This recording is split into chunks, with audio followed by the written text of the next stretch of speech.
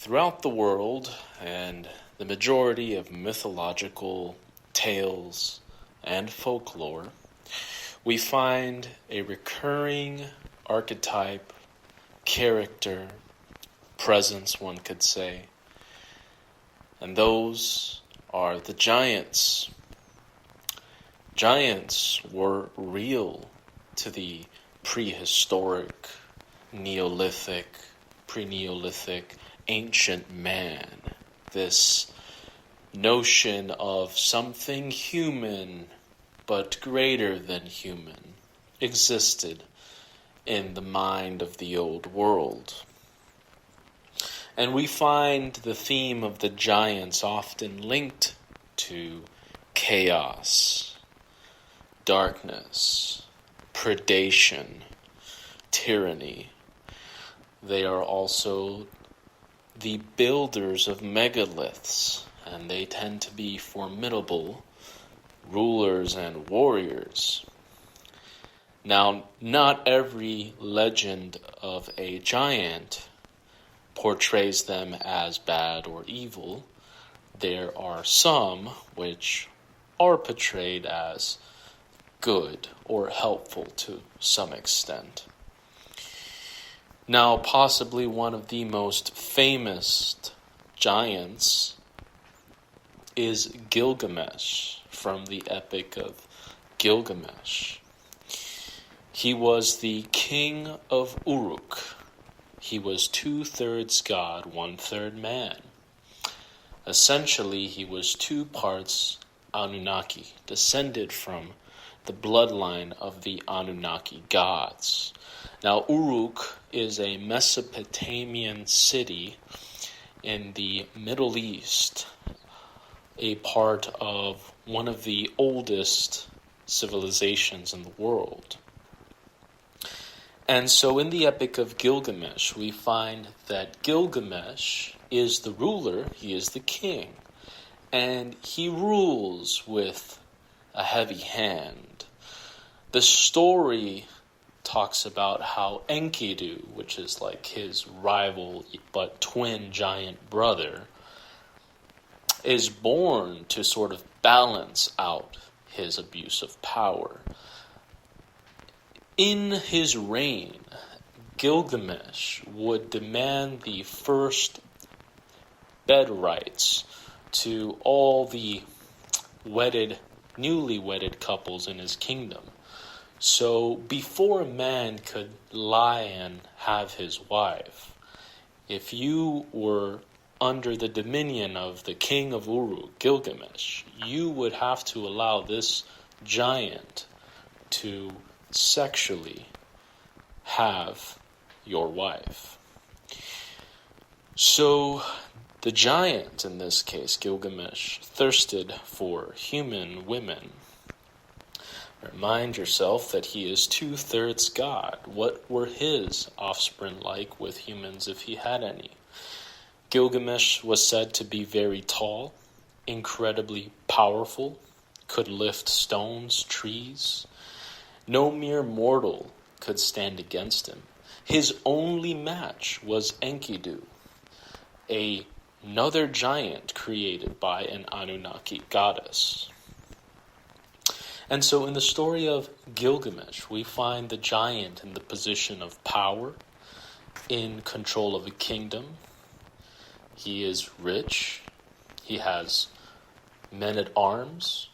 The women of the kingdom, even though they be wedded, he has rights to their bodies. It is truly a upside down world, is it not? But that is the reality of this story, and to the ancient man, it wasn't just mere myth. They claimed this was real, that Gilgamesh was real, that he was a real giant.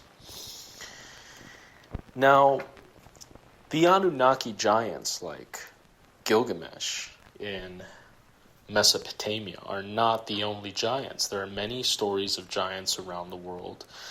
And one such culture that has their own story of giants is from that which I am descended of, the Basque people of Euskal area. Now, the legend in Basque country in particular is that of Basajaun, a tall, very giant, hairy man that was exceedingly tall, able to build dolmens. And for those of you that don't know, dolmens are these megalithic structures made of giant blocks of stone, sometimes as shelter or tombs, or as a shrine or altar. They're found around the world and also in Basque country. And so Basahun was known for these dolmens. He was known to protect sheep herders of the land, and he was often helpful. Now, in this case, Basahun is a bit more on the benevolence side. He is a forest-dwelling giant, very hairy, and he relatively lives in peace and quiet with his wife in the folklore. But he is among a race of giants known as the Hentilak. And so the Hentilak are the group of giants in the folklore of ancient Basque country that were said to be so strong and tall that they could throw rocks, boulders, from one mountain to the other. That was their level of their strength. In many cases, giants are said to have invented metallurgy and taught humans how to farm, in the case of Basque country. And the myth goes that many of these Hentilak, these giants, disappeared into the earth, went deep underground at some point in time, and they disappeared. So there you have it in Basque country, the legends of the giants. Basque country has a very old, collective, archaic history. Some of the oldest Neolithic sites in the world where Neanderthal fossils have been found and paintings are there. And so the Basque people also have a unique culture that extends deep into those animistic Neolithic times. So one could say that this is an ancient old memory from the ancestors of the Basque people of living amongst these giants.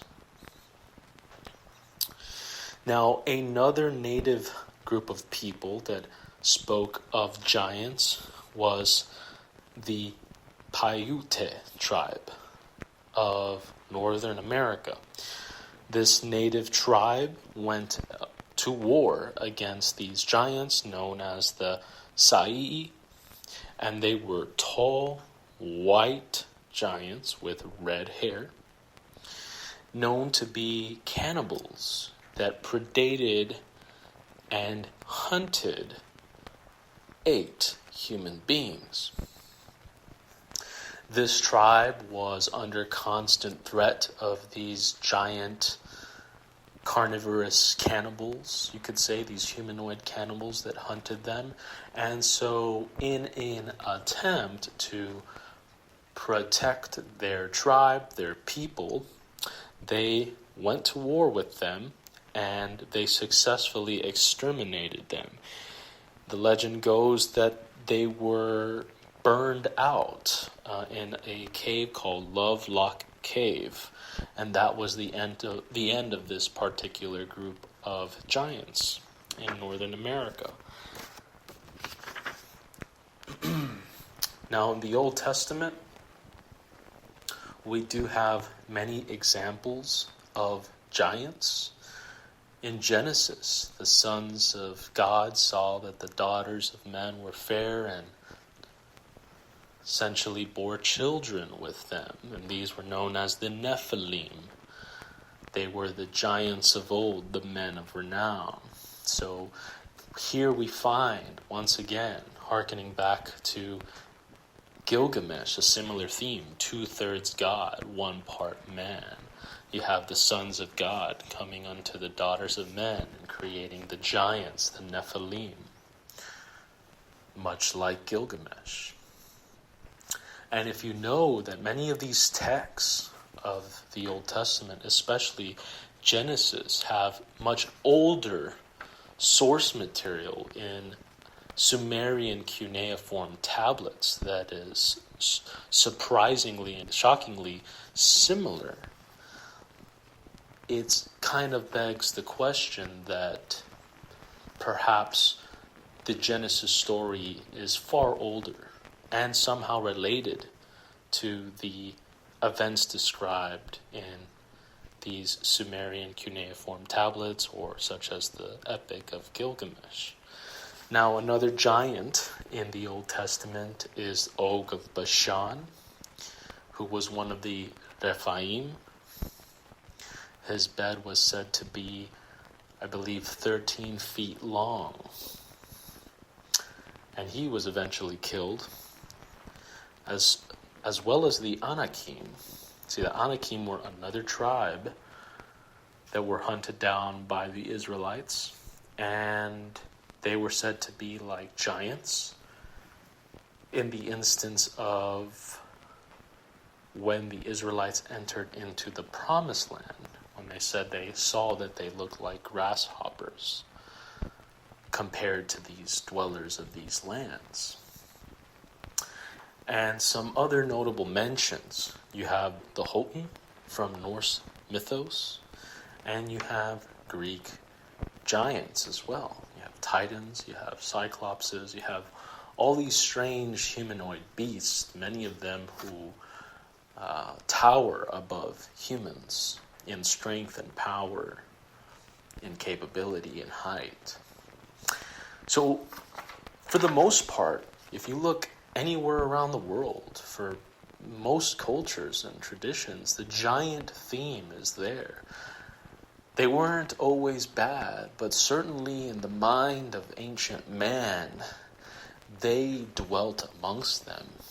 Now, whether this is a collective memory of perhaps some struggle between early human hominids, or it is simply a folk tale, they definitely all wrote about giants and what it was like to live amongst them. Most of the time, these giants were chaotic, tyrannical, abusive. Sometimes they hunted down humans. Sometimes they mated with humans.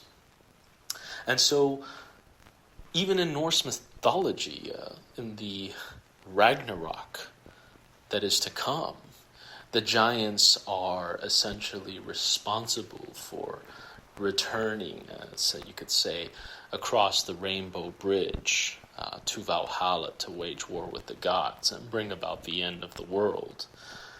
So this theme of the return of these giants, or at least the emerging of these giants into these heavenly realms or earthly realms, is there when it comes to Norse mythologies. Now, there are many explanations for what these giants could be. Personally, I believe they were real. You don't have to believe that they were real, but they were certainly real in the mind of the old world ancestors.